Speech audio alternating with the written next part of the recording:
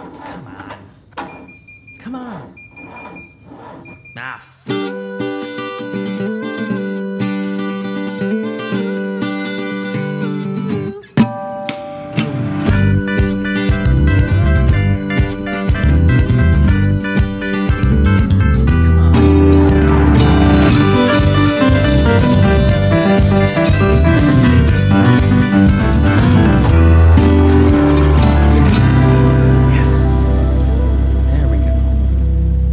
Ladies and gentlemen, welcome back to the only podcast produced by three two-time winners of IMSA's Spirit of the Race Award. You're tuned into the Check Engine podcast, streaming live on Anchor.fm. Well, not live, but we're streaming through Anchor.fm or anywhere else that streams cool, exciting podcasts that you want to listen to. My name is Nick. With me, as always, is Andrew and Tristan. Tonight, we actually have a special guest with us. This is cool because not only have we been trying to schedule this for like 3 months, just not going well. We're finally here. And not only did you agree to talk with us, but he agreed to host us in his own home. This is someone we met through our little merchandising deal. If you've got a CEP koozie, you've probably bought it from this man or his sister. But we've come to find out through knowing him that he wears so many different hats in motorsports, that he's got so many different perspectives, yeah, that's the right word, on things, that we had to get him on and ask him some questions. So from style to aesthetic, former driver, current spotter, coach, business owner, Mr. Steve Welk is hosting us this evening. Welcome. Welcome to the world headquarters. Yeah, it is that, isn't it? Yeah. No joke. So awesome. Super stoked to be on. Yeah, it took us forever to get this. The thunderstorm at Road America did not help on IMSA weekend. It made for an exciting Saturday race, dude. That was an awesome race. But yeah, the impending doom that was coming out of the sky at the end of the race did not help at all. So when we actually had a plan in place, it was going to be good. We were going to do it at one of the greatest racetracks on the land, our home track, no less. Yeah, no, I love Road America. Is just spectacular. It is. It is the mecca for me. Definitely. Yeah, we agree. It's just nice to hear other people say it because we're doing it all the time. There's like, and you guys have gone to a lot of racetracks. I've gone to many racetracks. Way more than us. And there's nothing like Road America. Driving it, being there, like the whole experience, the town of Elkhart Lake is just phenomenal. So yeah, there's nothing compares.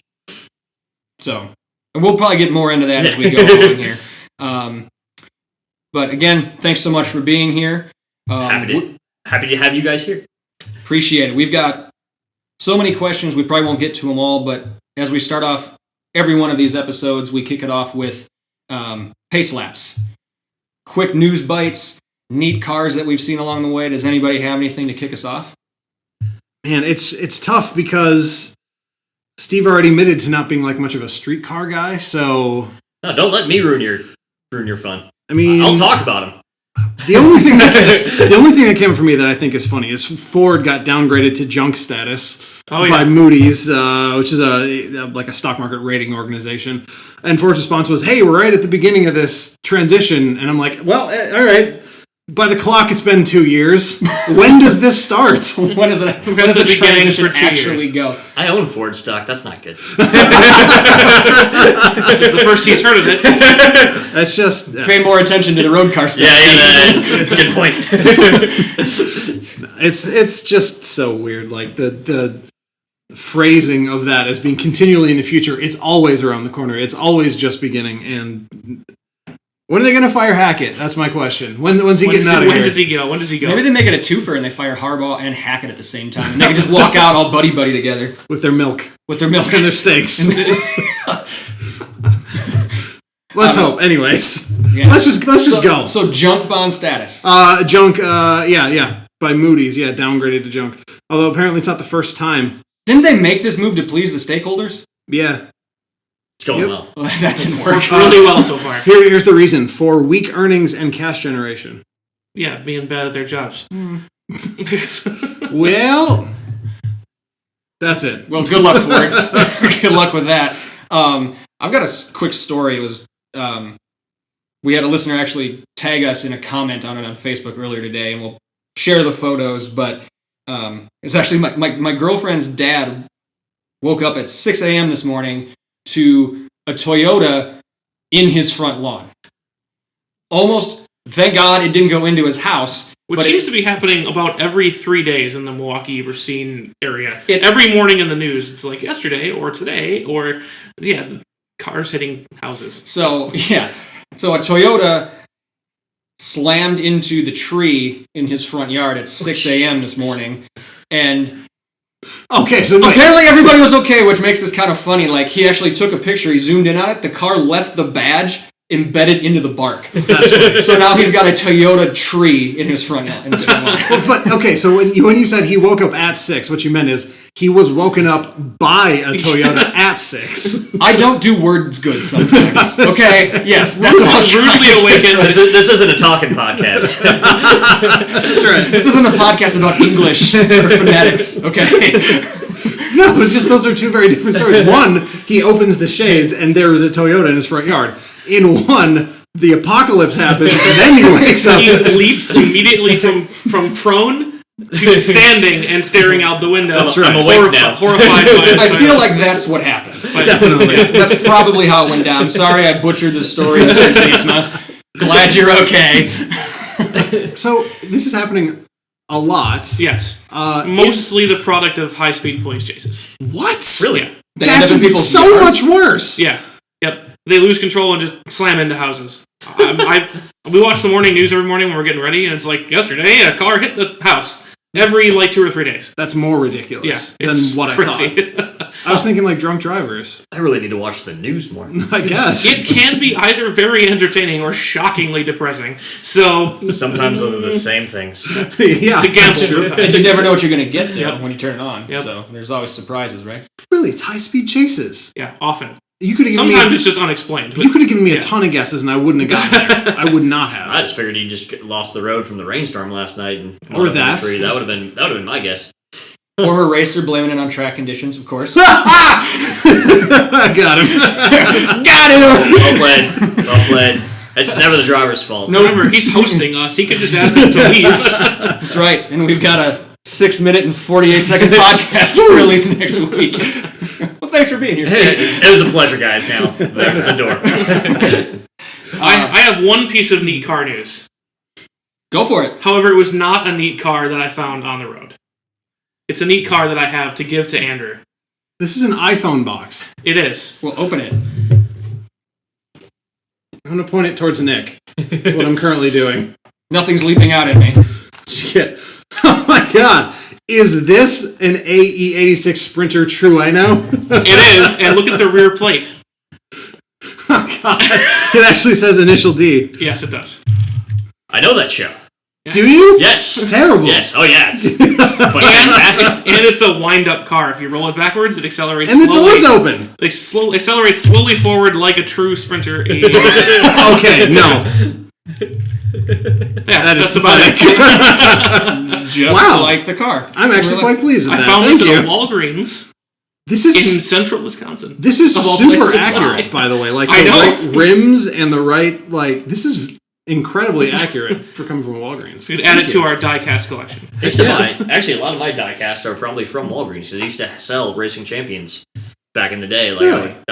Like when NASCAR started becoming I was a huge NASCAR fan when I was a kid, so I collected all the 1/64 scale cars. This is a small sampling. By I did the same thing.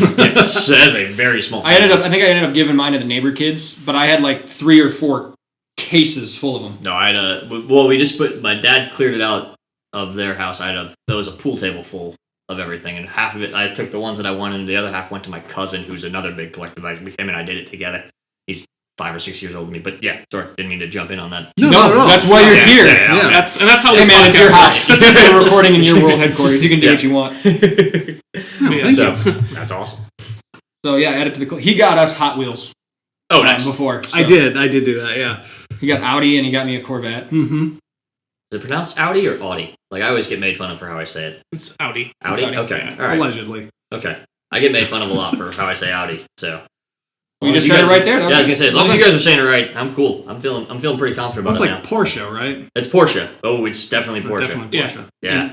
You work in that series. Yes. Yeah. so- Yeah. Yeah. That one he knows. Yeah, That one he knows really That good. one I know very well, because one of the current scholarship kid for the GT3 Cup Series at the press conference, the media girl for Bright was telling me all this. He pronounced it Porsche the entire press conference at the 24 Hours of Daytona. And everyone was dying. With all the Porsche, motorsport people.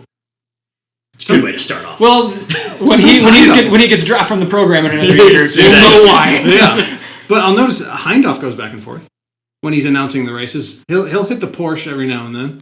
Gets lazy. He doesn't want to do that. He knows what it should be, but then forgets. He talks a lot if he wants to take a syllable or two off every now and again. That's true. Very fair. That guy's very excited.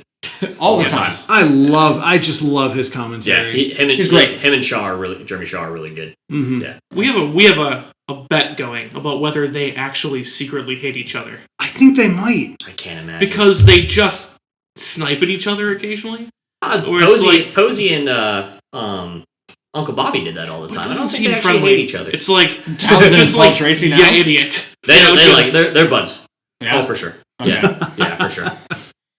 I don't know. I can do without Paul Tracy. I think Paul's Townsend's really good. But Townsend, I like. Well, I think Paul Tracy's like a baseball player. He's right about 30% of the time when he talks about stuff. There's no bullshit with Paul. Like I drove go-karts for Paul. For Paul? For Paul. Paul Tracy had a go-kart team. It was me, Allmendinger, and a kid named Matt Jaskell that were teammates all at the same time. And Paul's no joke. That guy's he can wheel, but there's no bullshit about him. Yeah. So he's pretty awesome. I've got a Paul Tracy story for later, maybe, as we get into this. Anything else, or we want to just hop right into this interview? Yeah, let's just go. All right. Steve, it's an obligatory first question. How did you first catch the racing bug? Where did it start? This is all my mom's fault. Mom's fault? All of this is my mom's fault. Wow. Really? Yep. Yeah, it's one of my favorite sayings, actually. No, so my mom's side of the family is the racing side of the family. My grandpa...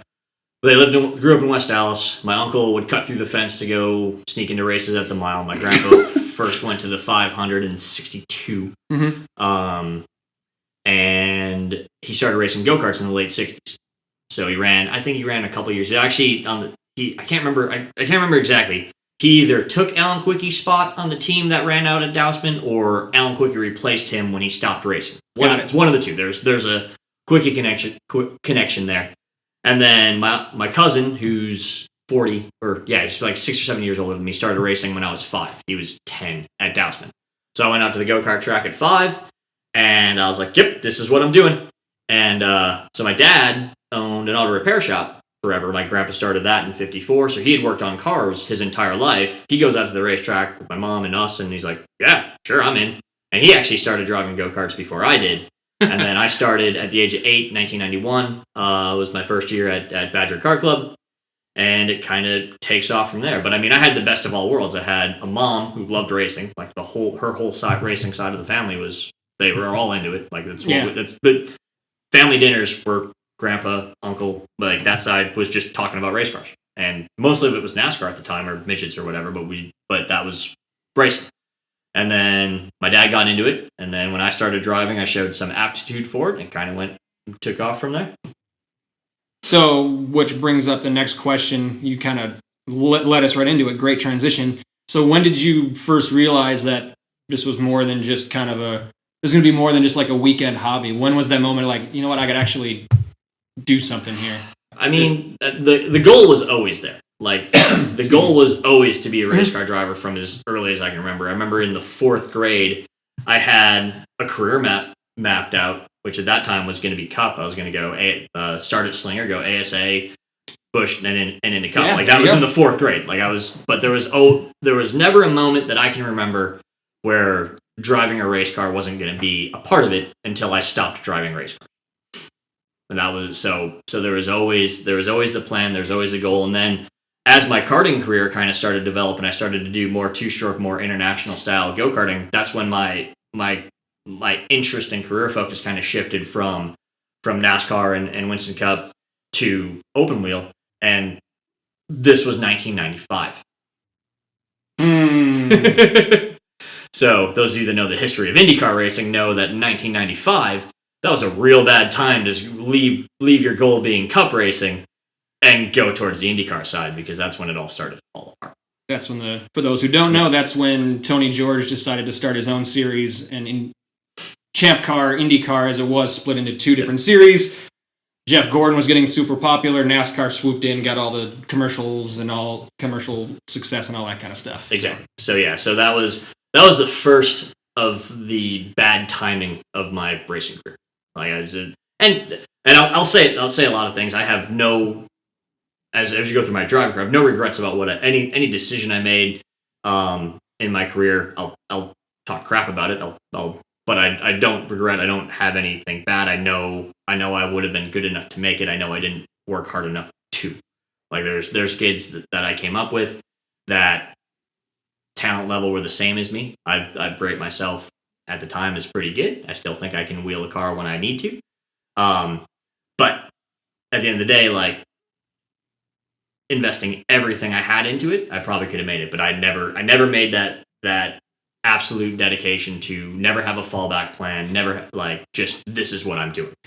And so some of the stories about my career you'll hear while I say, well, I could have done this or this happened and stuff left me behind. Like all that circumstantial stuff is one thing, but at the end of the day, I think I was talented enough to be a professional race car driver. I didn't push it because at the end of the day, there's other stuff that I wanted to do with life, and there's weirdly enough more to. As the older I got, there's more to driving race cars. So there you go. Yeah. But go on. Sounded like you were going to that for a second. Yeah, for a second. You guys got one? Or you want me to keep rolling? Yeah, keep going. All right. So kind of walk us through. You mentioned you started in karts locally here, and like eventually you got to Europe, and you mentioned, I think off air, that you were racing for, you think when we just started here, you were racing for Paul Tracy, IndyCar. Like, take us through how far up the ladder did you get, and like before you finally stepped out? Yeah. So I start. We'll go to karting. So like as I started to progress and I started to realize, like you said, that there's some hope here, there's some ability, and so at the time there was a pretty narrow focus in go-karts. It was regional, national, and then there's kind of like a regional, national, and then like a full national tour that was going on at the time. So I ran WK series, which was regional, and then like a regional national, which is kind of confusing, but it'll make sense in a second. And then WK had what was called their Constructors Cup, which was as close to a pro touring go-kart series as there was in 1997. The series started in Vegas. We went to Phoenix, basically a 6-race actual cross-country tour of CIK FIA style karting, which was the full international style. So I did that in the junior category in 1997, won 2 races, had shot at the championship, and pitched myself off the road in one race that I should have won, and that cost me a race. And I actually crashed with another friend of mine in that series. But that's where I first started to make my name, winning 2 races in that junior category against high caliber kids. The end of the season was the North American Karting Championships, which was the CIK race of the time. It happened in Charlotte. All the Europeans came over. At the time, in 97, when I first did it, I think Button was still... I was in the category called Formula A. I was forced... That's kind of a fun story. I was forced to move up to seniors because my birthday from age 14 to 15 happened in between the end of the National Series and the North American Championships. So I had to enter the senior category, which was Formula A, which was like Pro-Am, and then there's Super A, which is like where Button and all the guys that you've heard of that went on to race Formula 1, most of them started in Formula or ran Formula Super A. So when I turned 15, WK, which was the regional body, never actually sent in my registration till I turned 15, but you had to enter 30 days before. So before I even got into the race, we had to lobby the CIK, the American version of the CIK, to let me in the race. By that time, the team thought I wasn't racing. They didn't bring any engines or equipment for me, so I show up with a 2-year-old test motor, and the Super A factory driver for PCR lent me the engines that weren't good enough for him to race with, and that's what I got to go on, and I qualified 8th out of, I think that year there was 50-something karts in the show. Holy shit. Yeah, that included likes of Phil Giebler, Danica, Pat Long. Like I showed up and did real well. So, that's awesome. Yeah, so that got me. That was the first like really big time where people were like, oh, there's some, like, other people took note and like, okay, there's something there. So I got a couple tests out of that deal, and then actually signed with an international, or the North American distributor for what was called Burrell Chassis, and they assigned me to Lynn Haddock, who was Lake Speed's race tuner, who is the only American to win the FIA World Championship in karting. And Lynn was his mechanic when he did that. So I was like, okay, here you go. You're going to do this. You're going to go to Europe. You're going to run the World Championships. I was 15. Wow. I peaked at 15. So, well, I mean, a lot of kids do. Yeah, so exactly. It's nothing to be ashamed about. Exactly. So we did that. So that was my first year of seniors, and same thing. We ran that constructor series, and that was my first experience going over to Europe. We tested with the factory team in January at the race, and then went over and ran. It was in Ugento, Italy, and that was an amazing. Like there you go. Posters on the wall. Posters on the wall. 1998. Yep. Ugento. And that was like, I learned more in that week of racing. The entry for Formula A at the time was a 97 that year. 97 karts. I qualified. I blew up in qualifying. It was a 2-lap qualifying run. I did my first lap. Engine blew up. Threw on another engine. They let me go out. I did 1 lap. I qualified 70 something out of 90 in 1 lap versus 2. And then through all my heats, there's like a 5 heat race deal to make the final. I moved up like minimum 10 positions in each heat race, and crashed with a kid in one race that lived 20 minutes from me. Oh. In Italy. In Italy. Yeah. No, we flew over there to race, and like, we've known each other at the time, I think, 2 or 3 years, because we're from the same area. And yeah, so that was the first year of the World Championships. The next year I went over, it was in Belgium. I actually qualified. In the rain, I was second fastest out of 110. And that was in official practice, and then qualifying, I think it was mixed conditions. I qualified 30th, and then if there's one race in my career that I could have had back, it was the 1998 World Championships in karting, because I should have finished in the top 10 without question. I had some dumb errors. I had a chain break in one of the heats. I had run over by a guy. Like, it was just a lot of stupid stuff, and that's the only race in my career that I went back, is that one. Everything else, I'm happy with how it ended. But that was kind of towards the end of my first karting career. So 98, 99, I did some shifter karts, because then in the States, so when I talked about weird things happening or coincidence in my career, I'd focused on this 100cc direct drive international category for so long that in the States, by the time in 99, it started moving over to shifter karts. And so I had to kind of like restart. And at the same time, that was when the first Skip Barber scholarship was happening for karts to cars. And the first year they were looking for, when I was 15, they were looking for anyone 16 and above. So that first class, I think, of invitees was Brian Sellers, Pat Long, Phil Giebler, Valiente, couple others that were in there, and they all went through it. And then the next year, when I was 16 and 17, is when they started shifting over to look for 15 and 16-year-olds. And it's just like, Mr. Pie, hey, that much. So that was the start of like another, like I said, when I started looking at, IndyCar in 1995, then I became too old at age 17. That's crazy. And it took me a couple of years, and then the other thing was switching over to shifter karts, which was not my strength. So I struggled for a couple of years in shifters, finally got it figured out, and that's when I think I was 19. I moved into Skip Barber. Finally decided, I was like, okay, I'm either going to stay focused on go-karts too much. I'm going to try and make the move to cars, and I went to the Skip Barber National Championship, and that's when that started. Or that first year was 2002. And that was, and I continued to struggle. Like, it was weird. My driving career, like, I have really good reputation, but some of my results, especially when it got to cars, were not, actually not great. Like, I had flashes of competence, I like to call them. But like my first year in Skippy, I think I struggled to get a couple top 10s, and I stayed in go-karts, and I won a scholarship for. It was a second iteration of WK's Constructors Championship. And the scholarship was supposed to be for a season in Formula 4s with Primus Racing, who at the time was the Van Diemen importer. They were the team to run with in Formula Ford. And then, so I won that scholarship. It was a cool shootout. They took us to Savannah, Georgia to run a 2-liter car, a USF 2000 car, and it was run by Cape, the Cape brothers, Cape Motorsports. And they took this scholarship, was purely done on pace and results on course. It wasn't like there's a lot of them. I've gone through a lot of scholarship programs, and I've now instructed on a lot of scholarship programs where they take into account, off-track stuff. This was pace. You got in the car, you had to do it, and were you fast or were you not? Exactly.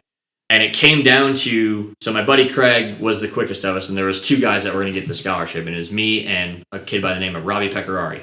And our second session was going to be the one to decide it, and it went down to the, I think, 10th of a second on the second fastest average or something. It was.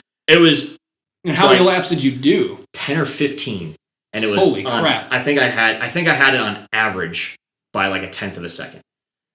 Like our first 2 laps were within the same 10th or whatever, our fastest 2 laps, but it went, I can't remember exactly, but I know it was by like a 10th or a 100th and like a couple categories down from what would have been the ultimate winner straight away. It was incredible. Like it was one of those things, and then that scholarship morphed into a partially funded season in USF 2000 at the time, which was called F2000 at the time before it was the USF series.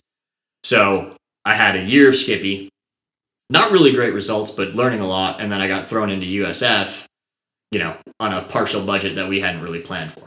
So again, getting off on the wrong foot with a team that, and it's actually, weirdly enough, it's JDC Motorsports, but it was their first year doing professional, basically running a 2-car professional team.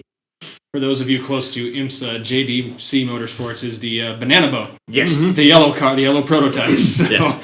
And so it was me and my teammate Craig, and I think we had John Church, the owner, 1 engineer and 1 mechanic, another engineer, another mechanic, and that was the entire team. Oh, okay. Yeah. So it was, super underfunded. And there again, I didn't have the tool, I didn't have the knowledge I knew about car racing. I didn't have the tools I needed to develop my skill. And I just kind of wung it. Like the first time I went to Mid-Ohio, I think we did the official series test. I set the second fastest lap of the test. To this day, I can't tell you how I did it.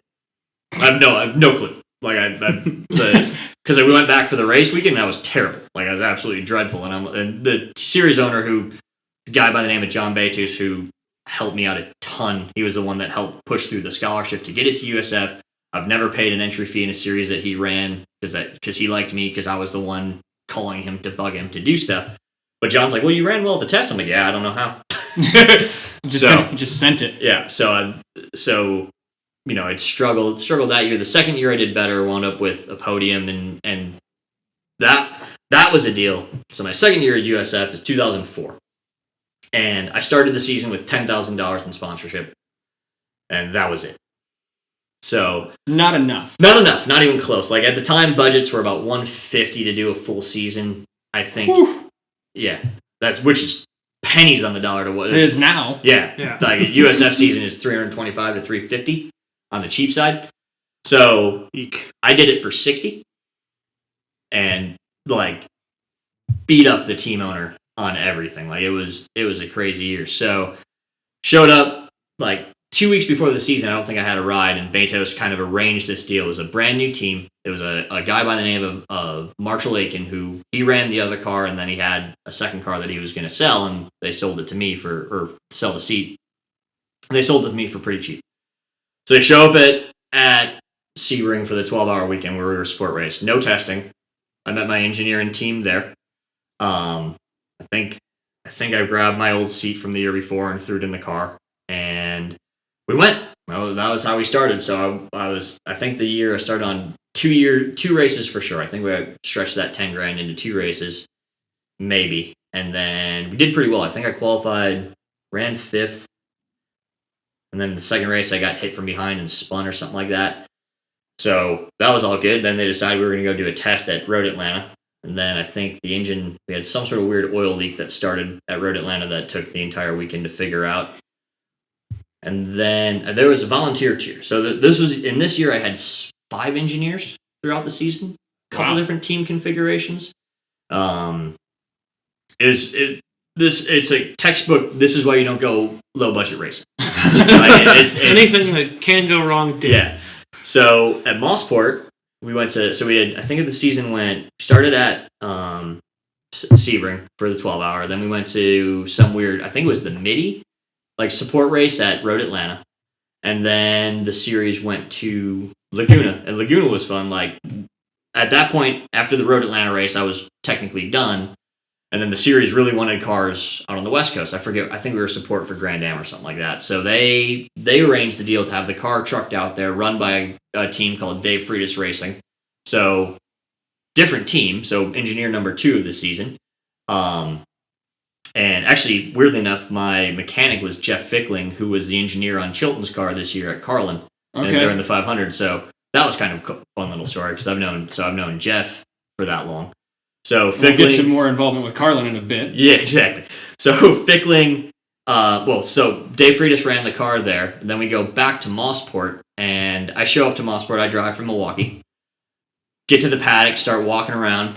There's no trailer, no team. Shut up. They got stuck. They didn't get stuck in customs. They got stuck at a wayside or a way station in Canada. There was a lug missing on the trailer wheel. Ooh. And the truck was impounded for a day. So one of the teams was nice enough to let me take what I missed 5 practice sessions that day, and one guy let me go out in his car to do a recon lap because I'd never been to Mossport. You guys said you've or what you guys call it, CTMP, whatever. Mm-hmm. And it's a little bit of high speed place. Yes. So I went into qualifying blind. Key to a good lap, balls. Yeah, exactly. Lots and lots of balls. Fast. Not knowing how much trouble you're in. Yeah. And in qualifying, I can't remember, qualifying 1 went well, and then qualifying 2, the diffuser fell off and started scraping around. So I'm driving around like, man, this thing gets really loose all of a sudden. And it's because the bolts had come out of the rear, and it was basically grinding the diffuser away on the track. So that was that weekend. And then we went to, it's probably taken a lot of time on this season, but it's just so bizarre in my mind. I actually went to a wedding for a buddy of mine in Florida, and at the same time, that was where the series owner was based. So I stopped by John Betos' office again. I'm like, we need help. Car's not making a trailer. Car's falling apart on track. So he put together a deal with it was Cape was running. Cape and Betos at the time had like their own kind of team. So Capes had their side of the trailer, and then basically the Betos team had the other side of the trailer, which kind of morphed into Aiken Racing. So we go to Mid-Ohio, engineer number 3. And that goes really well. Like, we're quick all weekend. I score my first podium. Awesome. Stoked. Like, this is going to be good. We're going to run out the rest of the season. It's going to go great. Sonoma was the next weekend, or the next race, I think a couple weeks between. Show up. I'm like, hey, where's Charlie? Charlie was the guy that engineered me. And they're like, yeah, Charlie quit. What?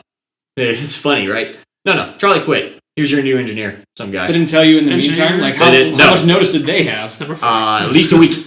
At least a week, and no one thought I want to tell Steve. Yeah, no. The team owner and I, Marshall and I got along pretty well after the season, but at this point, we were on pins and needles, and huge argument. The weekend went terrible. Like, that threw me off, and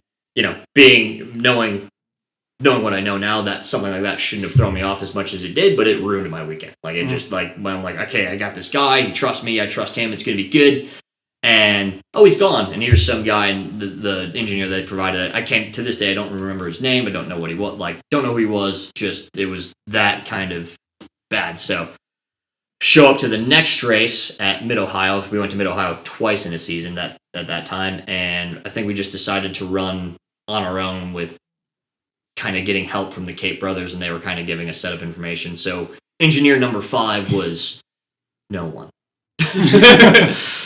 So was you? Yeah, exactly. And so long story short, running on a budget sucks, but we made it through that. I made it through that year with a podium on a third of the budget of everyone else, and still kind of got out.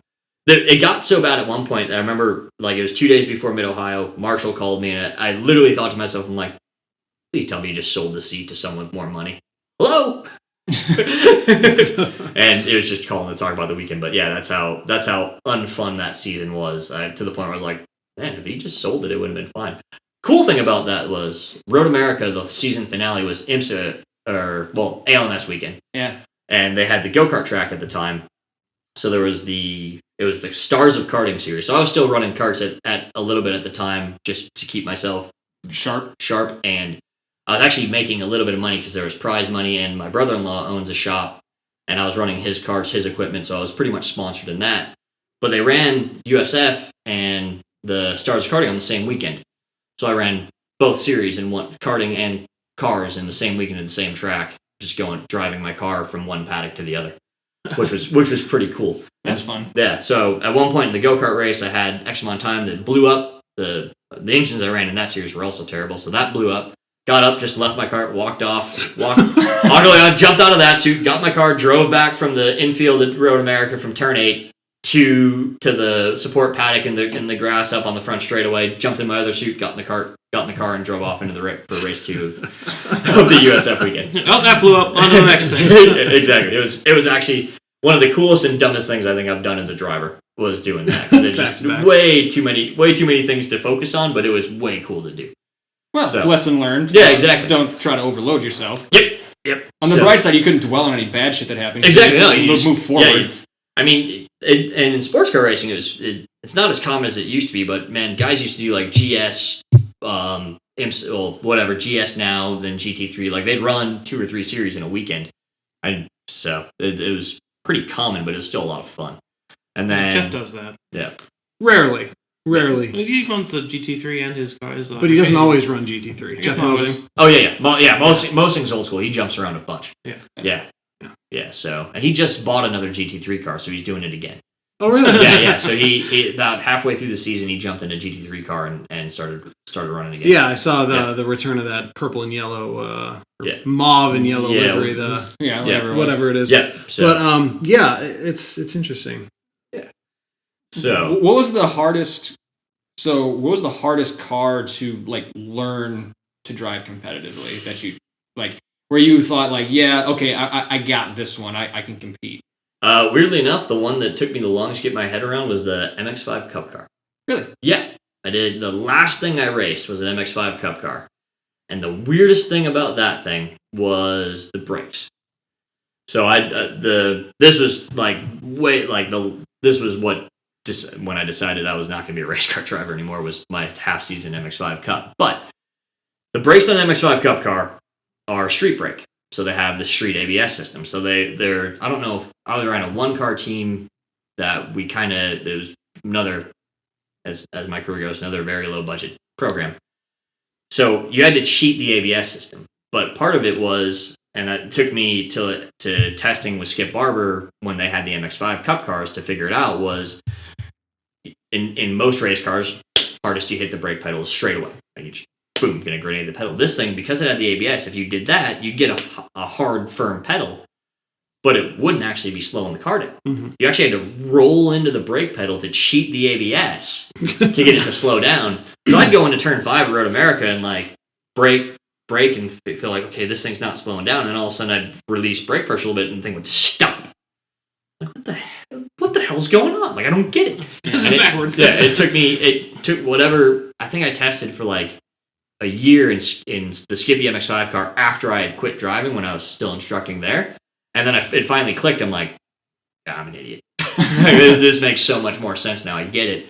But it was just the weirdest thing, because I'd gone Formula cars, and even the Spec Miata that I'd driven a couple years, the years previous to this MX-5 Cup deal, it was like I teach, like I know grenade the brake pedal, but getting into a street car scenario with the street ABS system, you had to cheat it to keep it from overloading the system. That was like the hardest car that I had to adapt to. The MX-5, the Spec Miata, drove like a Skip Barber Formula car with body, like same kind of roll, same kind of power. All the Formula cars I drove, the Pro Mazda was a USF car on steroids. The old tub, the old Pro Mazda car before the current one now it's called Indy Pro 2000. Mm-hmm. But those cars all kind of like the mode followed in what you would proper progression. Sure. And then I get into the MX-5 Cup car and I'm lost. I'm like, I know I'm better than this. This is ridiculous. Something is wrong. Yeah. So yeah, that was the hardest car that I had to drive. Yeah. And it should be. And I will say, my experience beyond Formula cars is pretty narrow. Like I've driven driven the Spec Miata, the MX-5 Cup. That's the only other things that I've raced aside from now, like in my instructing. I've driven like a couple street Porsche around Barber for a client that I taught his 3-day. He's like, hey, you want to come down and help me with a Porsche? Sure. I don't know what I'm doing, but this will be fun. Sure. And so my experience driving big stuff kind of stops at the Pro Mazda car, and then everything else has just been from coaching. Like you start to learn what cars want, especially like coaching the GT3 Cup Series for the last few years. That car wants a lot different stuff, and you can start to figure out by looking at data and video about what each car kind of wants based on the driver feedback and my experience in different things. So, but yeah, to answer the question short, the MX-5 Cup car is the weirdest thing I've ever driven. And that was transitioning you out of driving. Yeah. Which can transition us to a new topic. Exactly. Which is going to be great. Andrew, you want to touch on the coaching here? Because he again, great transition from Steve. So, sure. I mean, actually, everything I was talking about makes me think about Josh. Because before we transition to the coaching, I guess the whole thing about what makes a driver good or what makes a driver successful seems so opaque to me, because racing isn't something I've ever really given a shit about up until the past couple of years. Like, yeah, it's there, cool, cars, whatever. But just some stuff that you said like really resonates with me. So you said you had moments, flashes. Yep. And I don't know that Josh has seen a podium in NASCAR. He's talking about Bilicki. Yeah, Josh Bilicki. Yep. Yeah, sorry. So he races in. He's racing everything now. Xfinity trucks and in Monster Cup. Monster, yeah. It's just so he's always talking about pace and always talking about how we were on track for this finish, So that kind of is like moments to me. Yeah. And I guess when you see other racers, young racers who kind of have the same struggle, do you see your own experience in that? Do you see things where you're like, oh my God, if you just did this, if you just heard this? For sure. I think the reason what makes me a good coach is that it took me 3 years to figure out how to drive a race car properly. Mm-hmm. Like I never had a me, is the best way to look at it, to guide me through it.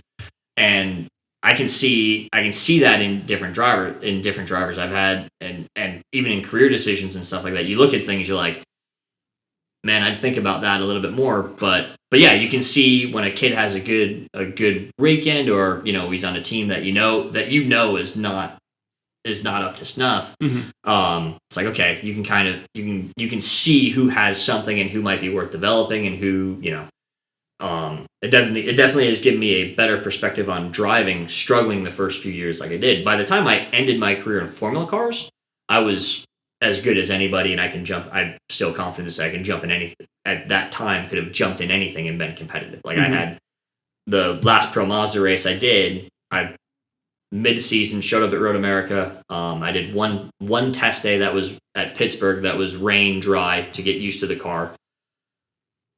I was qualified 5th on pace. I had the fastest lap in qualifying until the last 2 minutes, and I'd actually spun. And that was in one lap. I spun on lap 2. And damaged the diffuser, so that hurt the car. That was my fault. I just screwed it up. But I mean, the pace was there. Like, had we messed up the car a little bit, but had pace to run podium, and that was in one race in the series. Like I jumped in. Dane Cameron was the champion that year, and you guys know where Dane is. So Mr. Penske came a knocking. Exactly. So I know that my ability was there, and that was probably when I ended. I think it probably took me 2 years to come to grips with what it was when I was done.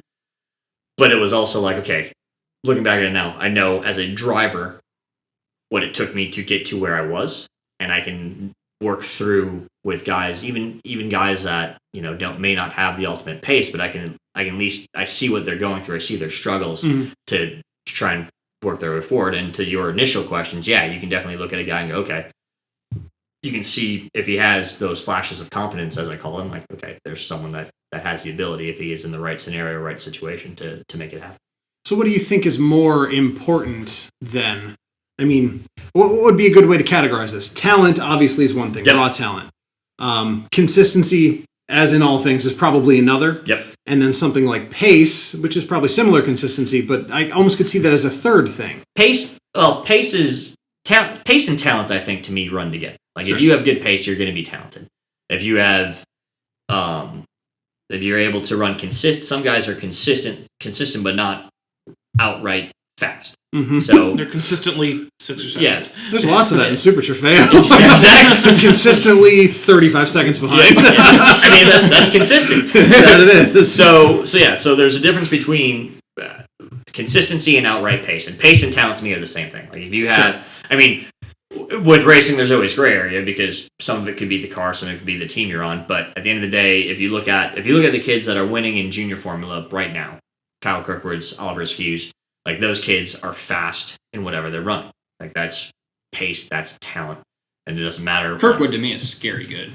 Kirkwood's damn good. Oh my god, yeah. He's going to be provided everything goes. Honda, I know Honda's a big fan of him. He's gonna go places. I think. And Kyle's a good kid. Like I worked with Kyle again in Skippy. I actually tested him when I brought him to Arms Up to do a test in the USF car 5 years ago. Stayed at one of the previous iterations of the world headquarters, and Kyle's a good kid, and he's quick, and he's the cool thing about Kyle is it's another kid that's done it like Oliver, like Teelitz. They've done it on not family money. Kyle's parents are not rich people. That he's done it on convincing people that he's good enough to keep him in the car. Right, and that's the cool thing about Kirkwood, and it's going to pay off. I'm pretty sure he's going to win the Pro Mazda Indy Pro 2000 championship this year, and Askew I think has lights locked up, and Askew is the same deal. Like he and Oliver and Kyle were teammates. Interesting last name for a race driver. Askew. Like you don't want things going askew. Yeah. More of a Formula D name. Yeah. I just look at it as Kevin. I just think of you Askew. So yeah. So I guess in my head, talking about talent versus pace, I always assume talent to be sort of that intangible. When people talk about, oh, this guy, he just knows how to handle the car. A driver can hop out of the car and tell you, this feels wrong, this feels wrong. That's always something that I associate with talent, or is that kind of its own thing? Just feeling a car. Feeling a car is it's definitely its own thing. Like the best drivers feel a car most importantly, they feel the tire. They can get the feedback from the tire and what it's. Yeah, they can feel the car. That's so the best guys just have that in it. They know the limit. They can feel the limit of the tire. They know what the car wants, and they can respond to feedback of the car quickly. Like there's guys that can get to that, like you say, ultimate pace, but it takes them a little bit longer, and that's just building up to or finding the limit of the car. So I still think that talent, like the talent and pace are together, but you can work up to being at the ultimate lap time. Mm-hmm. But the guys that are truly talented and produce the best pace get there the quickest with the least amount of feedback, with the least amount of issue. So what's teachable and what isn't out of all of that? I got an argument with Derek Daly about this at a Skippy shootout one year. he and his book. We've talked about his book. I actually haven't read it, which hopefully Derek doesn't know that. I'm pretty sure Derek Daly doesn't listen to us. I'm gonna send him a link. Yes, but you did coach his son, so yeah. I mean, so tell Connor about us, would you? Yeah, I will absolutely. So have him come on, just real quick. Have him come on. What the hell? So Derek was the one that he said that there's the guys that are the intangibles that have what can't be taught, and I think that's true to a point. I think anyone that wants to work hard enough at it can get to that level. It's just producing the opportunity to be able to drive that much or work that hard to get to that level. So there's a lot that's teachable. The one thing I've found that I can't teach and I refuse to even try is work ethic. Like the guys that are the fastest. You are a coach. The guys that, and I mean it true. Like the guys that I can teach someone how to drive a race car well. I can't teach someone how to win a race. Yeah. They have to want to do that on their own. And I've worked with drivers that want to be race car drivers that don't have that tenacity to go after the last bit, to go after what it takes to win. And that I think to me is the one part that's unteachable. Like you have to have that selfishness, that self-centered personality to just attack at all costs to win.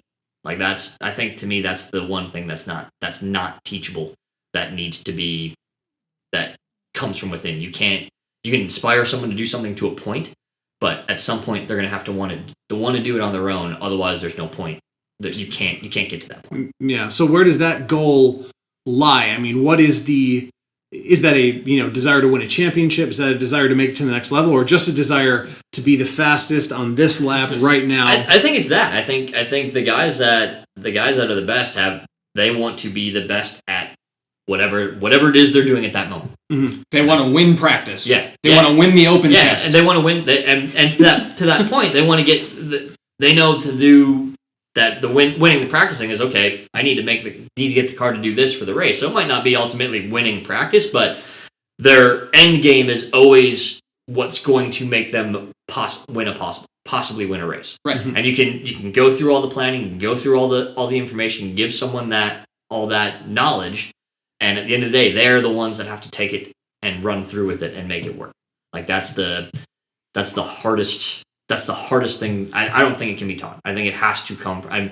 I look at when I talk to when I look at other drivers and the Thielitz, for example, I've coached Aaron Thielitz now for 6 years, and Aaron has that knack like to just go for it. Like he wants to get the most out of the car. He wants to, and you don't have to teach it. Out of the car, he's the one that's driving his career. Like if you have someone that's like I use rich kids as an example most of the time, where their dad or whoever is the one driving their career, they're not gonna make it. Like there's kids that come from money that have that kind of drive that make it, and then there's kids that come from money or kids that don't have money that think they're pretty good that'll get to a certain point and just kind of fade away. I actually put myself in that category of someone who had talent, a meteor, a little bit of money, made it to a point. I'm like, I have to work this hard to do it, to drive race cars. It's not worth it to me anymore.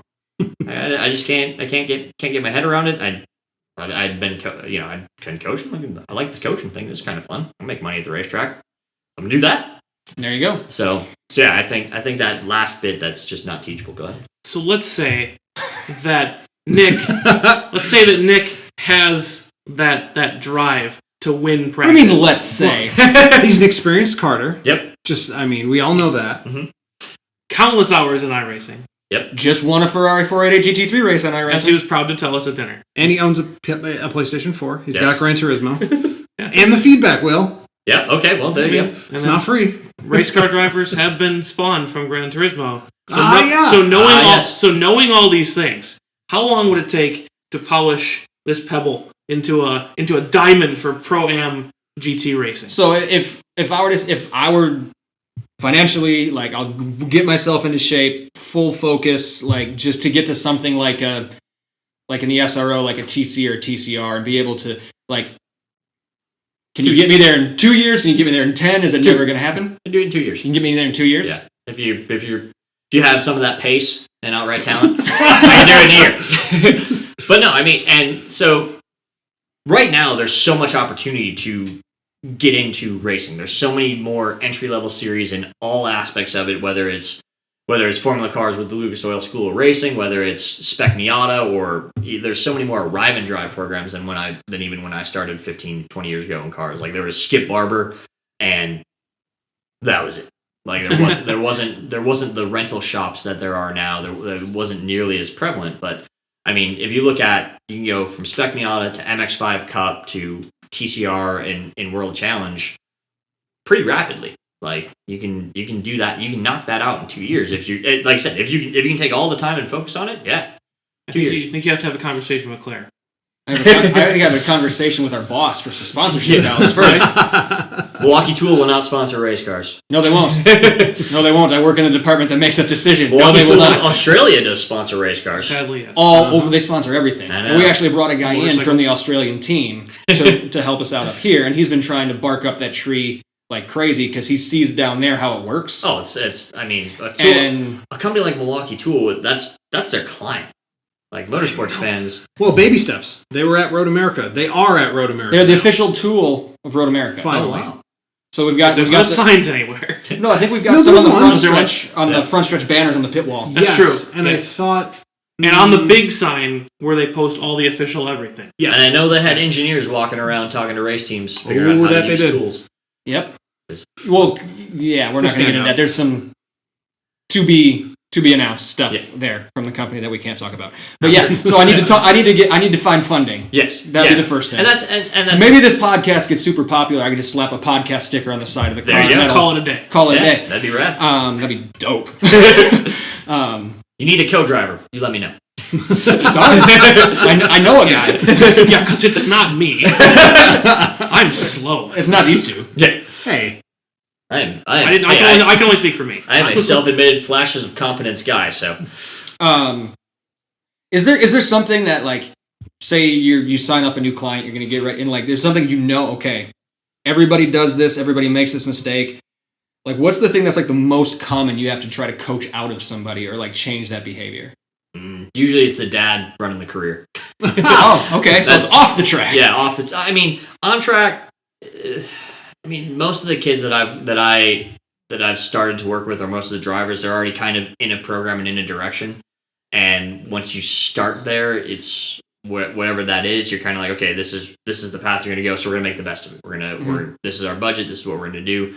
I mean, the biggest thing that I try and stop guys is wasting money in dumb places. Where basically what I did, where if you're in cars, you don't race go-karts anymore. It's a waste of money. Like you need to focus on the cars, or basically how to focus whatever budget you have to make that the most valuable. I think that's like people will get drawn in so like how many different spheres of influence you have, who's talking to you, trying to narrow that field so that it's much more direct and you have a plan. Then that's probably the biggest thing. Like people get advice from too many places, which is difficult to say because there's a lot of people that would give bad advice, and I don't think I'm in that category, but some people might. So it depends on who you ask. Everybody thinks everybody else is in that category. Exactly. So you have to figure out what you think is the best way to go, and most of it is off track. Off track is the where you're going to mess up the most. That was not an answer I was expecting. Yeah. On track, it's pretty straightforward. I have the same method with every driver from when I started coaching in go-karts.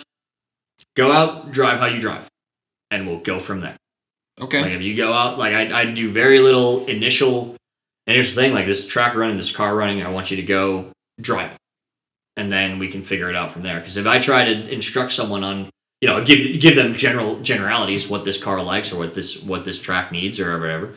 But if I try to start coaching them before I see them drive, it's very hard. Now you're starting to lead people in one way. If you send them out, let them do what they're going to do, then you can start to build from there. Otherwise that's pretty much it. That's see what they're doing on track, figure out what the biggest chunks or things that they need. Most of the time it's just depending upon who I'm working with. Like if it's a new guy, just okay, we need to figure out line, where the car goes on the racetrack, how to make sure it stays there in the same place. But yeah, in the realm that I like to coach in, which is mostly kids coming up in junior formula, it's how to focus the career forward. The on-track stuff we're going to deal with the same way we always deal with. Just whatever comes to us, we're going to make the best of it. Yeah. Interesting. Yeah, that answer threw me off. That's good. Where were you? Well, I was just thinking more mechanics, like eyes up, or I mean that stuff. So like that's 3-day stuff. That's like initial school. Sure. You show up at your first 3-day. You're looking at cone to cone to cone. Like most of like a lot of the stuff that I work with is kids that have raced at a decent level in karts or guys that have been in cars for a reasonable amount of time. Like, got it. So more advanced. Yeah, exactly. And then, now with my career kind of venturing more into spotting, the coaching realm of it, that basic obviously becomes a lot smaller of the world that I live in.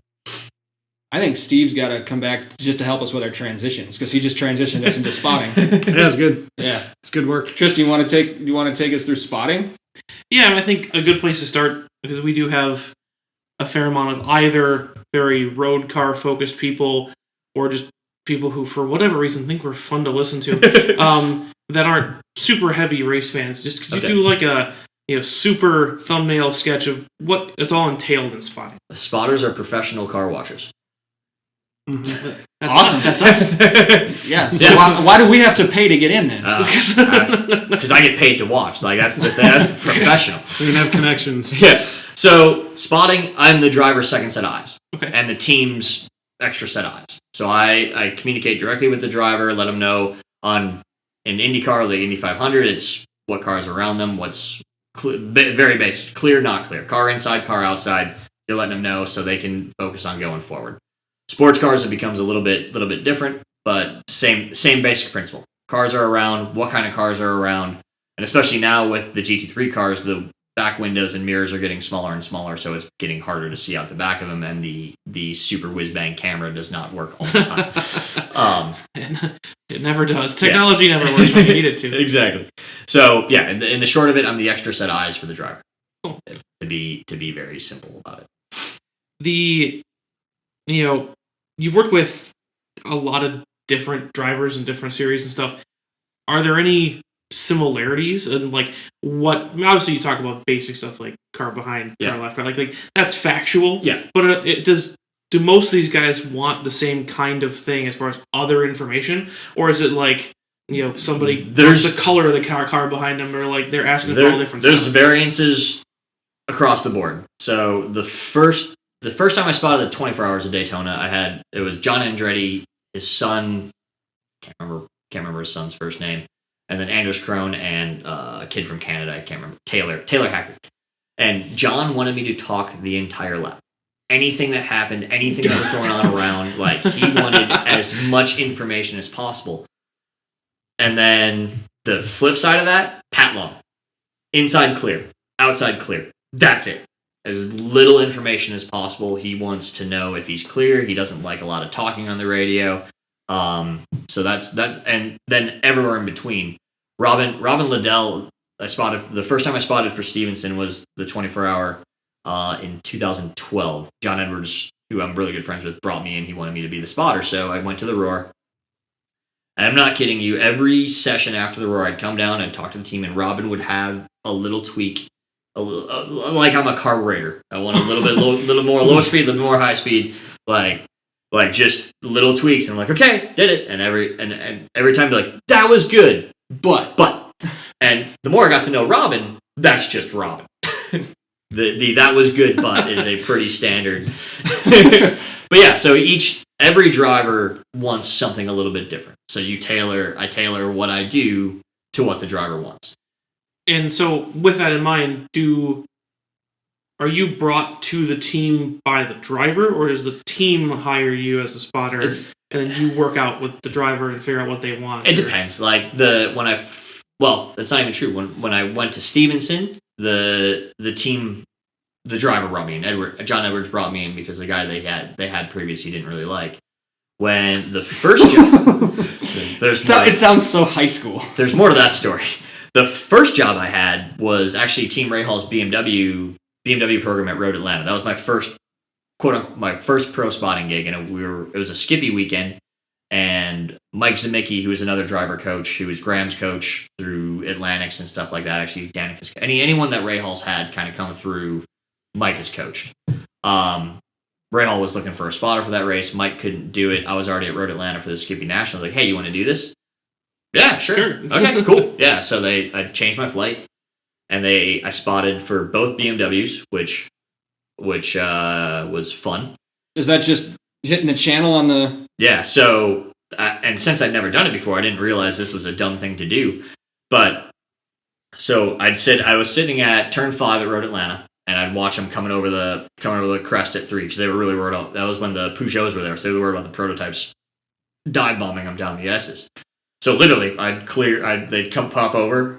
1 was blue, 2 was red, and by blue and red I mean the band on the windscreen. Yeah, other than that, there was no difference. They were identical. Yeah, I remember those cars. Yeah. So literally just I think it's 2010. So back and forth for the 10 hours, and then when it got nighttime, I couldn't all I saw was headlights coming out. So I just walked up to the edge of the track to try and see what was coming and what they had coming behind them, and that.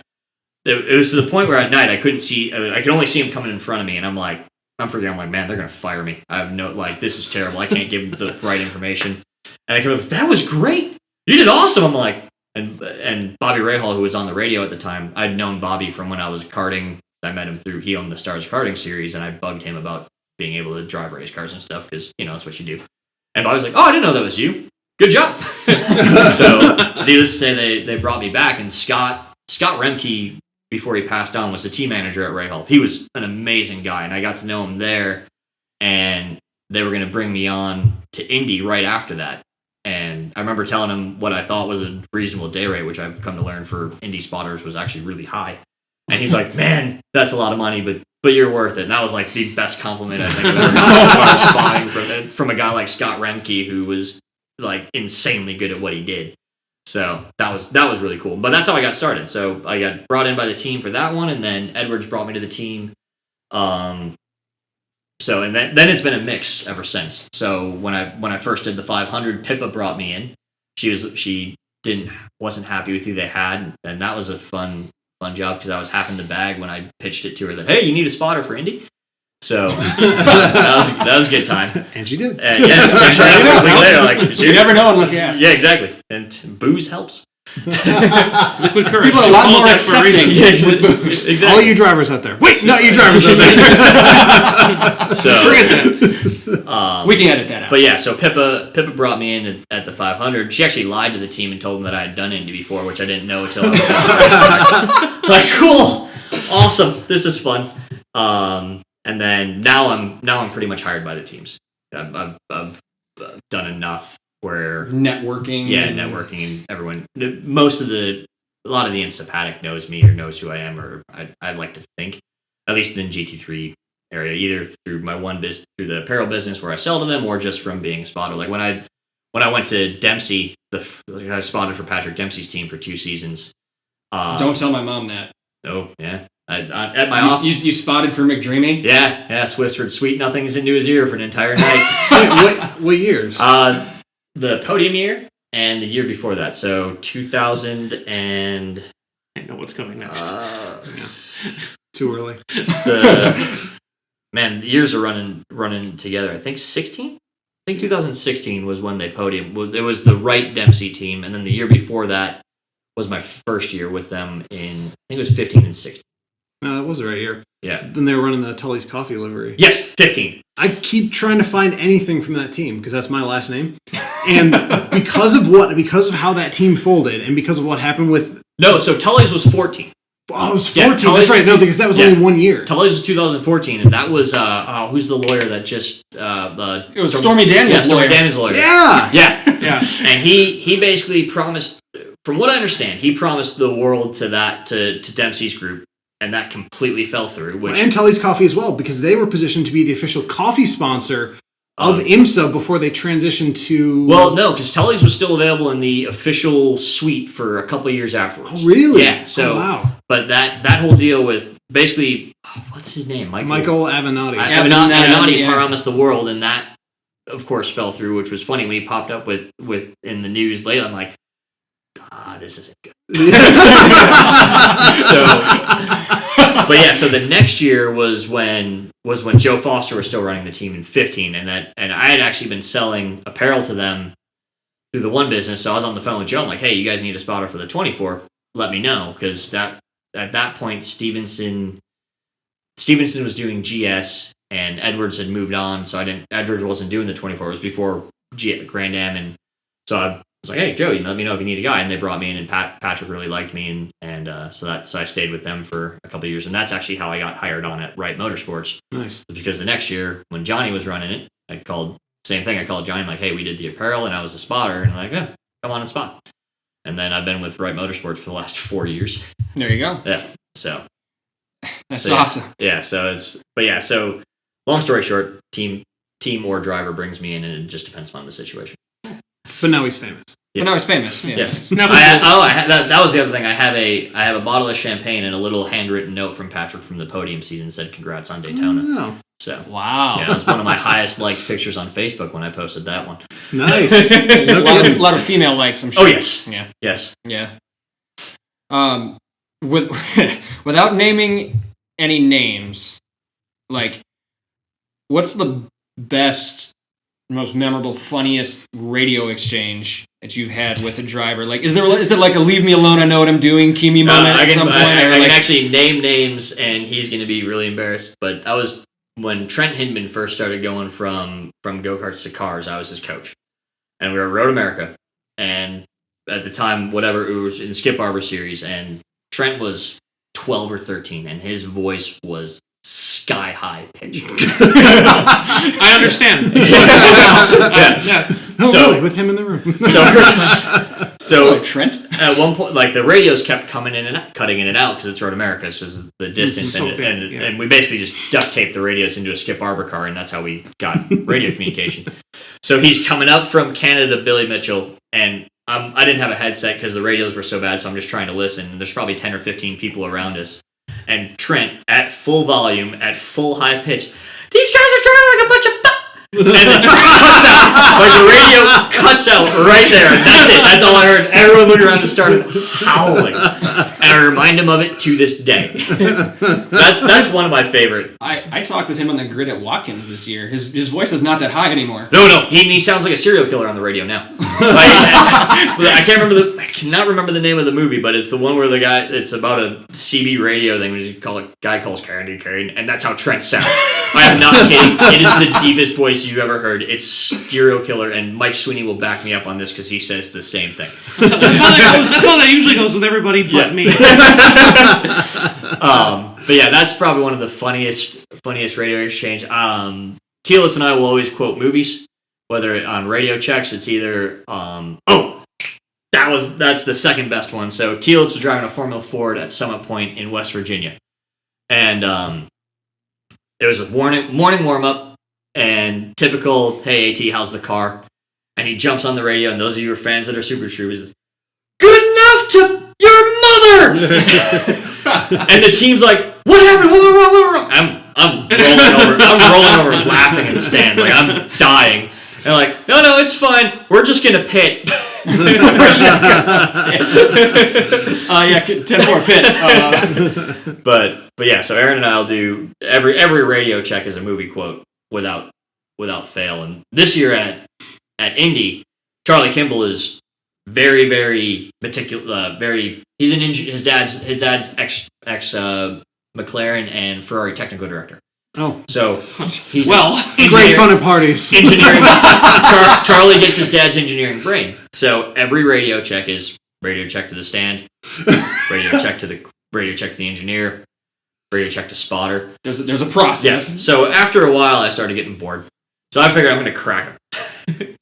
So finally, like I just started doing Top Gun. I went through my whole repertoire, which Top Gun, Star Wars, and Super Troopers mostly. No Talladega Nights? No. As much as I love that movie, it's mostly that one we leave alone. But what got him to laugh was crab cakes and football. That's what Maryland does. That was my radio check, and it actually started laughing on it. I was pretty proud of that one because I got him to crack. You got him to crack. All right. He's an engineer. Everything's a process. So that was. Yeah. But yeah, so if anyone ever scans my radio, if I spot for Charlie, it's always I'm going to try and make him laugh when he does my radio check. I listened to Charlie a lot at Indy this year because we had already obviously been in contact, and I knew you were spotting for him. So you did good. Thank you. I didn't catch you early enough to get the radio check though. 15 minutes before generally when the radio check happened. Headset is not on 15 minutes before. We're still when to tune in. We're still finishing beers at that point. The cars haven't started, so the bucks have not gone on. So Indy, I'm up in the stand like an hour before the race just to get to the stand. Like it's ridiculous because there's so many people there. Oh. The 100th, I think I thought I was gonna miss the start. Like I got out of the tunnel under the front stretch tunnel, and the world stopped, and I stood in place for 45 minutes. Oh, thinking like. Uh-oh. Yeah. I mean, 100th is a special thing. Yeah. I had never seen a crowd. Oh my God, it was amazing. I'm glad I was very high up once I got there because that was way too many people. You wouldn't have liked it at all. I'm having a panic attack just thinking about it. Yeah. Oh man, it was 300,000 of your closest friends, man. Just he doesn't have that. No, he doesn't have that many friends. No, I don't have 9. 300. Nope, not even 3. So, another transition here because, again, you were just kind of peppering this stuff in, little teasers. You talked about the merchandising business, and it kind of led to some of your spotting gigs, and that's how we got to know you, was through you and your sister running Styled Aesthetic. Yep. So talk about where the idea for that business came about? What's the story behind the name? All right, so let's start with so my best friend from high school is Kyle. Hi, Kyle. I doubt he will listen to this. He is not a racing guy, weirdly enough. Fair enough. Yeah, I'll show it to him. He might listen to a bit of it, but this racing is not his gig. Minute and 14 in, so just so he can hear his shout out. An hour and 14. That's what minute and 14. Hour and 14 minutes. Yeah. So right about the start of my MX5 Cup season, I started to see the writing on the wall as far as driving race cars professionally, and as that being it. And I knew, like, I'd been instructing at Skip Barber for about 5 years. Into that, I'd run a go-kart team for a customer in Minneapolis for his kids and a couple other clients. So I knew, like, racing was still going to be a part of it. I knew it was going to be coaching, but I also wanted to have something that wasn't just racing. And coming from entrepreneurial background that I had with my dad running his own company for as long as from when I was a baby on, like, my dad started working for his dad when he was 12. So working for someone was not going to be very good for me. Fair enough. So Kyle had been printing t-shirts in his basement for fun. He's an artist. He's graphic design by trade. And he was kind of in a job where we were looking at him like, well, I mean, I know this industry. I can probably sell into it, and you're really good at art. Why don't we talk about it? So we literally talked about it for like 6 months. I wrote up some business plans, like had some ideas, and then in August was the IMSA weekend at Road America. It was my last professional race. I crashed a guy in the front straight away, got my qualifying times taken away, and pretty much was miserable the entire weekend. And I got done with that weekend, I'm done. So that's when I really the planning for that went into high gear. And in November we started printing our first customer stuff, and in January of 2009 we incorporated. And basically I sent a blanket email to everyone I had ever met in motorsports. I said, "Hey, I'm doing this now." And I've been around it for, at that point, 15 years. I had a fairly good sized network already because I'm business minded. I have a marketing degree from Whitewater, so in the me too. Go Warhawks. You dubbed up. So fighting Purple Eagles. So as I kind of made that transition, when this is what I'm going to do, I just sent out that email and we kind of ran with it, and we worked out. Kyle kept his full-time job, and I kept instructing at Skippy and developing my coaching business at the same time. And we slowly started making it. So I think the first year in business, from January 2009, we did like $26,000. We had a single little press in his basement. And the next year we doubled that. And our first real, when Kyle quit his job was June of 2010, and somehow David Hobbs Honda was the sponsor of the IndyCar race, the Milwaukee Mile. And Greg, I'd coached Andrew Hobbs for like 5 or 6 years. The family is amazing friends. My Type R came from David Hobbs Honda, 6100 North Green Bay Avenue. Put me in a Honda. Greg might listen to this. Shameless plug. So I went with Greg to the first press conference for it in January. I think they were announcing the title sponsor or something like that, and went up to the promoter. I'm like, "Hey, can we do the event t-shirts?" And they had contracted with a marketing company to do like event sales, so they put me in touch with him, and the guy way over-ordered. He ordered like 5,000 shirts for the Milwaukee Mile race. Yeah. And we were still in the Did 5,000 people show up for that race? No, definitely not 5,000 t-shirt buyers. But we did this contract. We at the time we were in the basement. He was living in a duplex. His grandma had just moved into a home out of the first floor, and he was in the upstairs of it.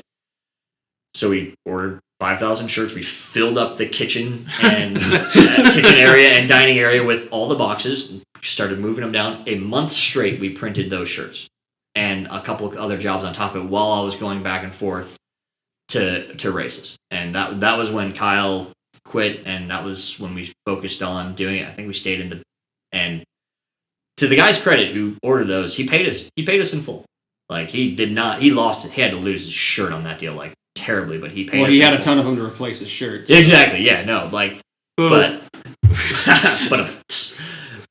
yeah. To his credit, okay, paid us in full, and that kind of launched that deal from there.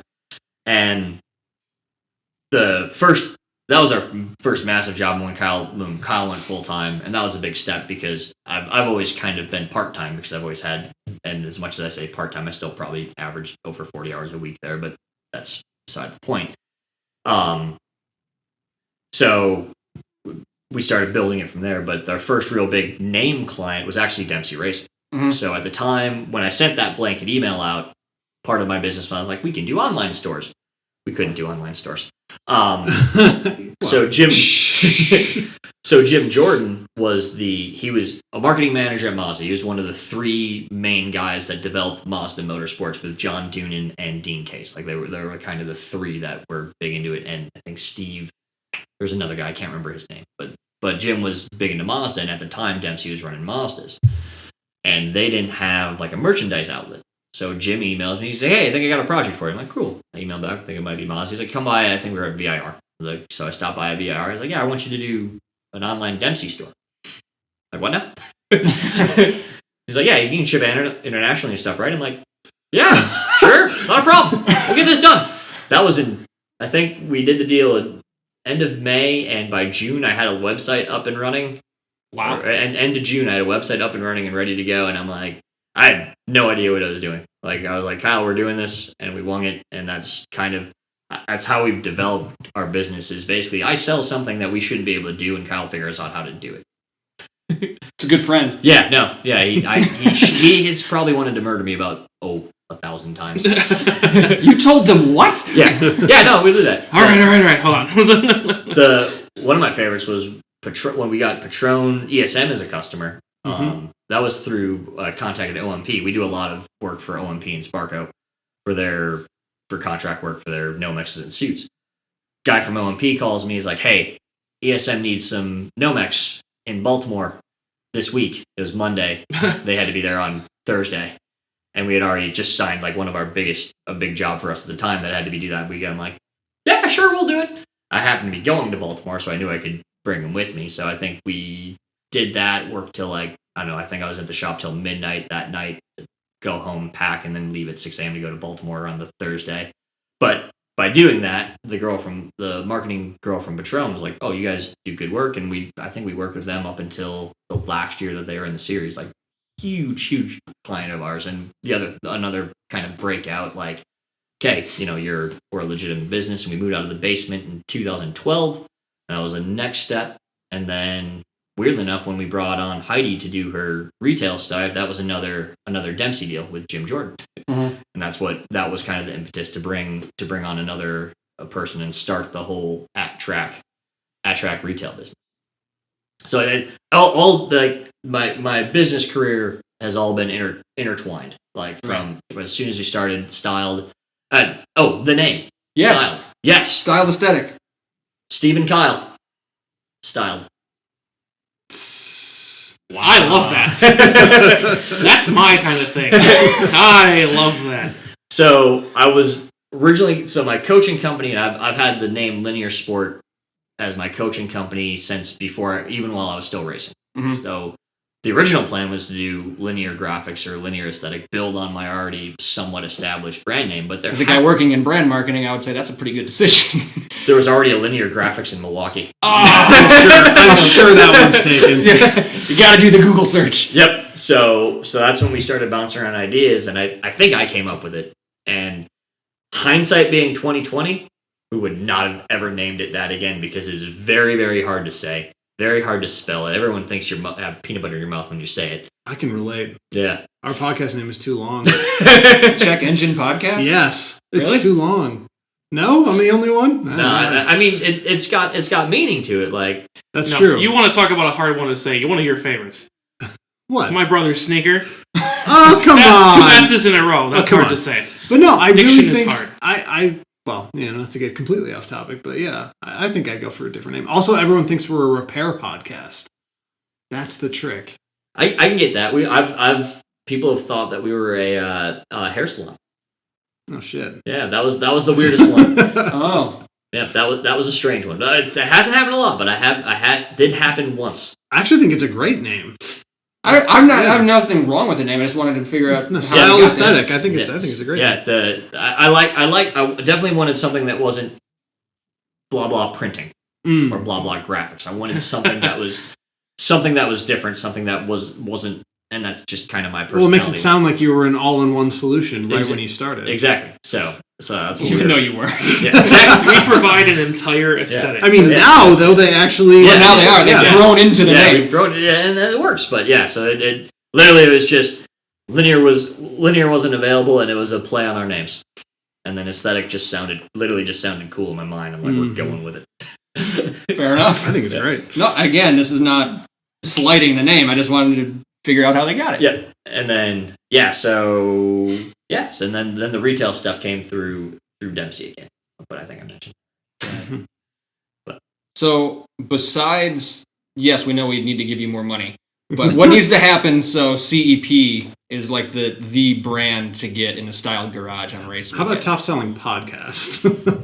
That's a tough one. Let's beat dinner with razors. Okay, sure. It's gonna be a battle. Yeah. Those guys are fun. I think you guys are fans of that show too, though, right? I'll be honest, I've never listened. Really? I've never listened. It's got some interesting stuff. With my fiance, the one time she listened to it, we were driving back from Colorado, and it was the Robin Miller episode, and all she heard was him eating chips. There was no other words. There was just him eating chips. So she does not care for the podcast because it's just people eating chips. Mm-hmm. But fair. I'm a fan of. I've listened to a few of them. Me and a buddy, going down to Indy. Yeah. Their 3-part Kowicki episode. Oh, I ate all that up because that was our trip down and back. Was listening to that. But I'm a fan of Eversley. Dinner with racers jokes. Yeah. What? He just said he ate it all. Get it now? Oh no. Well, I mean, he's cool in that. I did not do that on purpose. That was not an intentional pun. But yeah, I was a fan of Eversley anyway. Yeah, but the Kowicki episodes were really well done, and I know Jim Trado real well. I've been on the Racing Roundup since I think the first time I went on there, I was like 15 or something like that. But when they interviewed Jim, I thought that was really cool. Yeah, we stop bigging up other podcasts. Yeah, now we're talking about Racing Roundup's a radio show, totally different market. It's AM radio, man. AM radio. How do we beat him though? What's next besides just giving you more money to produce more stuff for us? Keep doing what you're doing. I mean, it's fun. Like that's what works so well for not to name other podcasts, but other podcasts. If there were, but yeah, I mean, it's you guys have a unique thing and just keeping going and that's it. Like it's all about how people perceive you and the fun stuff you can do with it. Like even if you try to develop our generic racer brand, which is basically a buddy of mine's Twitter handle. Yeah. Even that who has a decent following on Twitter, it's hard because you have to put so much effort just into branding. Mm-hmm. Like it's social media branding is a full-time job. Yeah. Like it's extremely difficult. And then I got a real job. Yeah, exactly. We have real jobs on top of it. I mean, on top of all this, I own a mountain bike racing team, and I'm trying to run that at the same time as all this. It's just crazy. It's a nightmare. Crazy. Can we put in specific merch requests? Absolutely. I would love we can race it in men's sizes. Oh, cool! Wow. I put that request in with Heidi, and she looked at me like I was weird. I was like, "What? I didn't think it was that." A request. I will do it. We can do a special order next time we run. Yeah, I'll take 3. Yeah. All right. There you go. Very cool.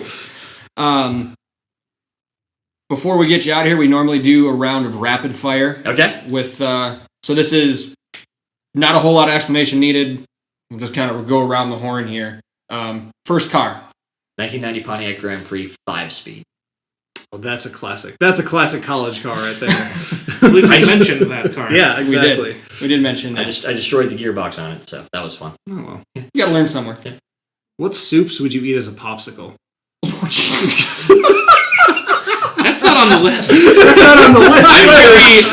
I I'm very surprised and slightly disgusted. Tomato soup. Everyone says, yeah. Not everyone. It's the only one that makes sense. I just asked my wife that the other day. I was like, definitely tomato.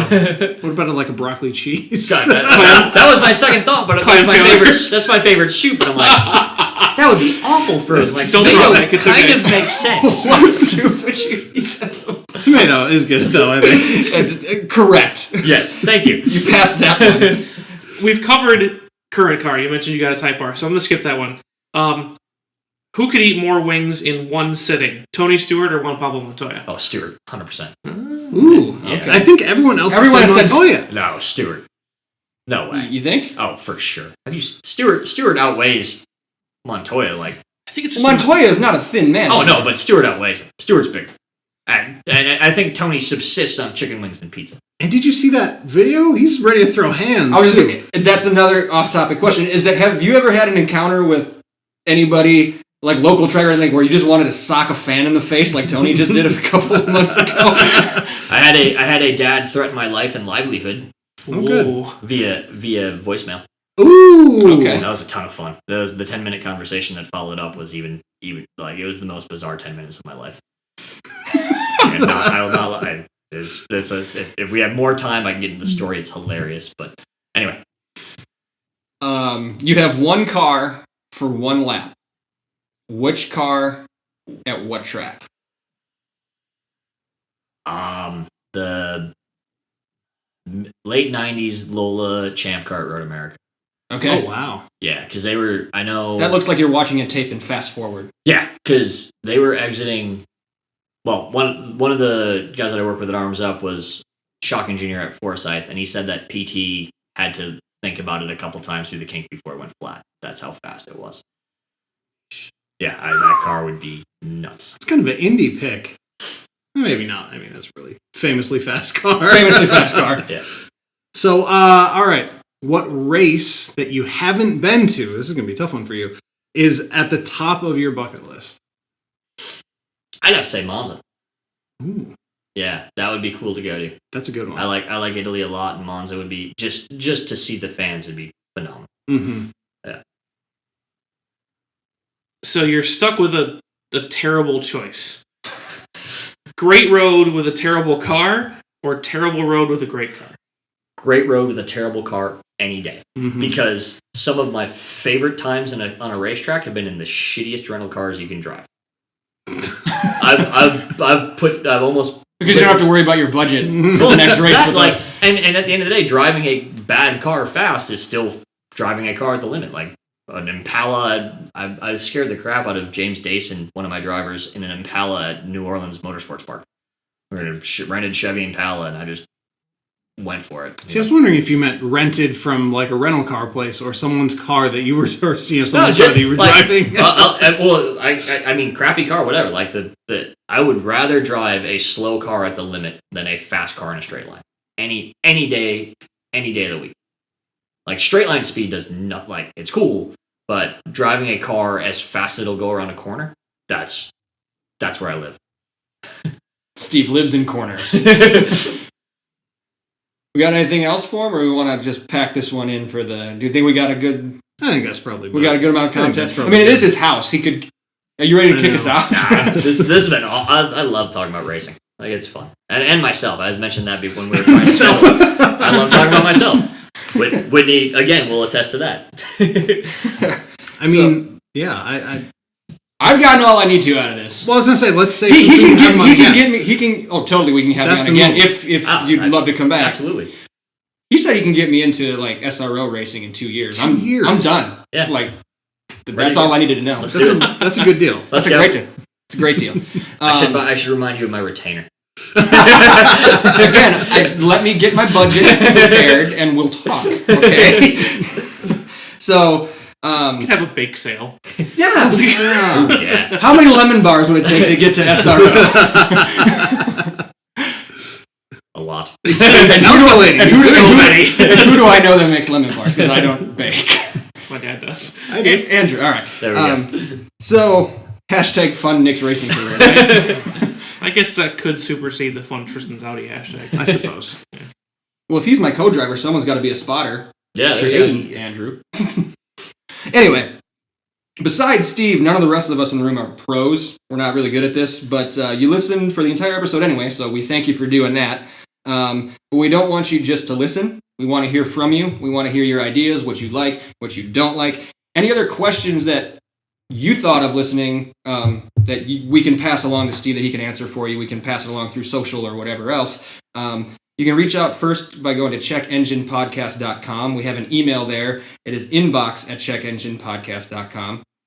We also have all of the socials. So we're on Facebook at Check Engine Podcast. If you want to hear Andrew argue with people on Twitter. Like Volvo. Only brands. Only brands. And some people. Yes, definitely people. So if you want... I had a C30 for a while. That was a fun car. I've always really liked those. Yeah. Andrew, where can they watch you argue with brands? That's at Check Engine Pod. And Tristan, we also have an Instagram page. That will sometime have pictures on it. That's also at Check Engine Pod. Steve, how can they get in touch with you or any of the businesses? Where can they go? We're also on all the social media. So Facebook, Styled Aesthetic, Twitter at Styled Aesthetic. I think Instagram is at Styled_Aesthetic. And then if you want to see pictures of me on bikes, I'm on Instagram at Swelk57, or me saying random stuff and usually just retweeting generic racer at Swelk57 on Twitter. There you go. So be sure to give Styled a follow, give Steve a follow. If you really dig what we're doing here on Check Engine Podcast, you can support us monetarily. We're trying to get Tristan an Audi. We're trying to get me into a semi-pro racing series. So we could use all the help we can get. We have a support button right on anchor.fm/checkenginepodcast, or you can go to patreon.com/checkenginepodcast. We thank you in advance. If you don't want to give us money, we understand. But at least... It just makes me laugh. I mean, I get it. Like, you do have the dejected tone. Like, it's nice. It's subtle. I love it. Threw me off, man. If you don't want to give us money, that's cool. You can go give us a good review. That'd be awesome. Or just go to anywhere that streams us and click subscribe. Yeah, you're not even subscribed to this podcast? Okay. Don't insult them, man. I don't know if that works. I'm trying something new. Okay, This is shock marketing. Listen here, assholes. Subscribe to us. I didn't even say any of that. That wasn't even me. That was Nick. We can edit that out. So yeah, reviews help a ton, particularly good ones. Subscriptions, all that's going to happen is that you're going to get notified when we come out with something new, and it doesn't cost you anything. So win-win, especially if you enjoy listening. We don't need to go around and do thank yous, because the only thank you needed is thank you to Steve for your time and for your hospitality. Thank you all for listening. Even if we suck, which is more often than not, you guys are awesome, so we cannot wait to talk to you again. Take care.